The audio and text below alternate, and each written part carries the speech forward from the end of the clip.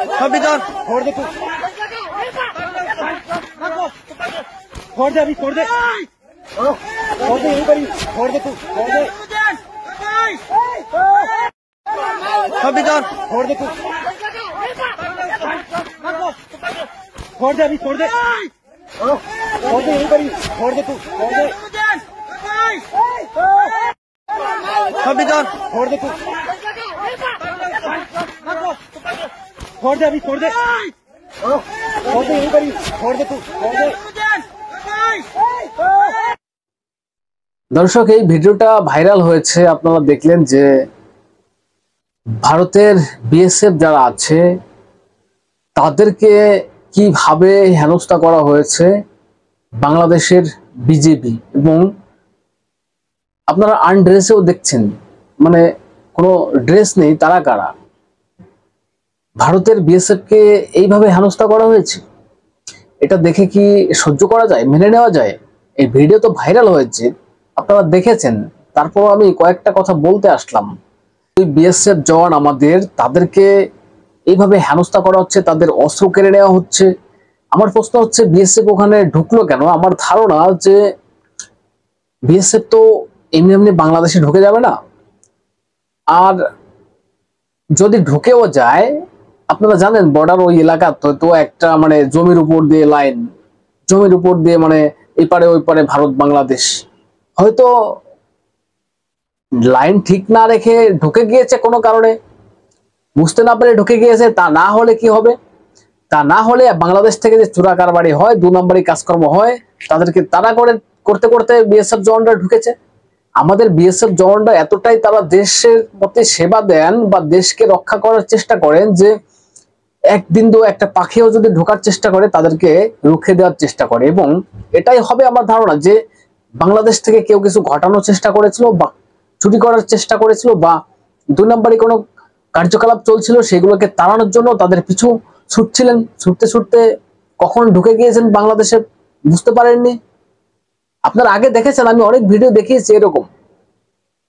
আর সেই 2 বিএসএফ জওয়ানকে ধরে এইভাবে হেনস্থা, বিএসএফ গুলি চালিয়ে দিতে পারলো না, তারা না করে গুলি চালিয়ে দিতে পারলো না। প্রিয় দর্শক, আমি নয়ন রায়, আপনারা দেখছেন হাবড়া টিভি। দর্শক, পাচারটার কোনো সুযোগ নেই, পাচার চাষ অথেন্টিক পিওর বাস্তব রিয়েল কথাটা বলতে এসেছি, যেটা সত্য সেটাকে স্বীকার করতে হবে, অন্যায়ের বিরুদ্ধে প্রতিবাদ করতে হবে। অন্যায়ের বিরুদ্ধে আমাদের প্রতিবাদ চলছে, চলবে। তবে আপনাদের বলে রাখি, ভিডিওতে একটা লাইক দিয়ে চ্যানেলটাকে সাবস্ক্রাইব করে পাশে থাকবেন, সঙ্গে থাকবেন। দর্শক, এবার পয়েন্টে আসি। যে কথাটা বললাম, বিএসএফ কি গুলি চালিয়ে দিতে পারলো না?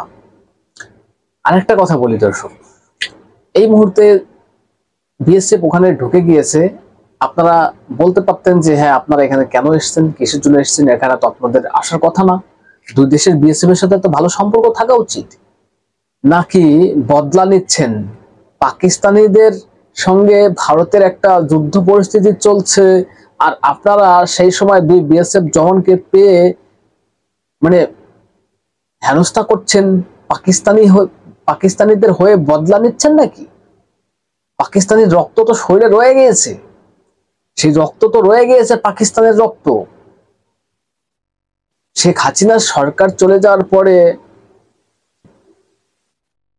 ভাবছেন আপনারা যে বিএসএফ কে বুঝিয়ে দেব। দর্শক, এখানে আমি কয়েকটা মিডিয়া রিপোর্ট দেখছিলাম বাংলাদেশের, সেখানে বলা হয়েছে বিএসএফ কে আর ছাড় নয়, শেখ হাসিনা ছাড় দিয়েছে, আমরা আর ছাড় দিতে চাই না, আমরা আর ছাড় দেব না। মানে কি ছাড় দিয়েছেন আপনারা? কি ছাড় দিয়েছেন? বিএসএফ কতটা শক্তিশালী আপনারা জানেন? পাকিস্তানের বদলা নিচ্ছেন, পাকিস্তানের সঙ্গ দিচ্ছেন। আমি যেটা বলবো দর্শক, বিএসএফ জওয়ান আমাদের যারা আছে, তারা খালি খালি বা এমনি এমনি কোনো কারণ ছাড়া বাংলাদেশ ঢুকে যাবে, এটা হতেই পারে না, এটা হতেই পারে না। হয়তো ওই যে আমি আগে বললাম, কেউ এসেছিল দুষ্কৃতীরা, কেউ এসেছিল বা দুষ্কৃতি করতে, ঘটাতে, চুরি করতে, চোরা কারবারি করতে, সেগুলোতে হয়তো বিএসএফ পিছু ছুটছে, তারা করছিল, তারা করতে করতে বাংলাদেশ ঢুকে গিয়েছে। আপনারা আগে দেখেছেন, এরকম আমি ভিডিও দেখিয়েছি আপনাদের। সেখানে বিএসএফ জওয়ানদেরকে এইভাবে ধরে তাদেরকে অস্ত্র কেড়ে নেওয়া, মানে তারা কি করবেন ওই সময়? তারা কি করবেন? তাদের তো জীবনটা তো বাঁচাতে হবে, জীবনটা তো বাঁচাতে হবে। মাটির সঙ্গে কিভাবে গড়াগড়ি করছে দর্শক, লজ্জা লাগছে, মানে কষ্ট লাগছে এগুলো দেখে। কষ্ট লাগছে যে আমাদের বিএসএফ জওয়ানদেরকে এরকম হেনস্থা করতে হবে। তবে আমি বিএসএফ জওয়ান যারা আছে তাদের বলতে চাই, আপনারা কেন ওদের পিছন পিছন ছুটবেন? কেন পিছন পিছন ছুটবেন? আপনাদের কাছে অস্ত্র নেই? আপনারা গুলি চালিয়ে দিতে পারেন না? পারছেন না? কেন ওদের পিছন পিছন ছুটতে যাবেন? কেন এরকম বিপদের মুখে আপনারা পড়বেন? দেশের ভিতরের থেকে গুলি করে চালিয়ে দিন না, চালিয়ে দিন, মারিয়ে দিন না, মেরে দিন একদম। দর্শক কি বলবেন?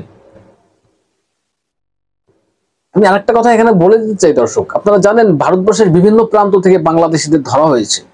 বাংলাদেশিদের ধরা হয়েছে না, ওদেরকে এমন টাইট দিতে হবে, এমন টাইট দিতে হবে যাতে 14 পুরুষ পর্যন্ত মনে থাকে, 14 পুরুষ পর্যন্ত মনে থাকে যে জীবনে আর ভারতে ঢোকার নাম নেব না। এরকম টাইট দিতে হবে এদেরকে। আপনারা দেখেছেন তো। দর্শক কি বলবেন? আপনাদের গুরুত্বপূর্ণ মতামত জানাবেন কমেন্টস করে, এবং নজর রাখবেন হাবভাই টিভিতে। চ্যানেলটাকে সাবস্ক্রাইব করে পাশে থাকবেন, সঙ্গে থাকবেন।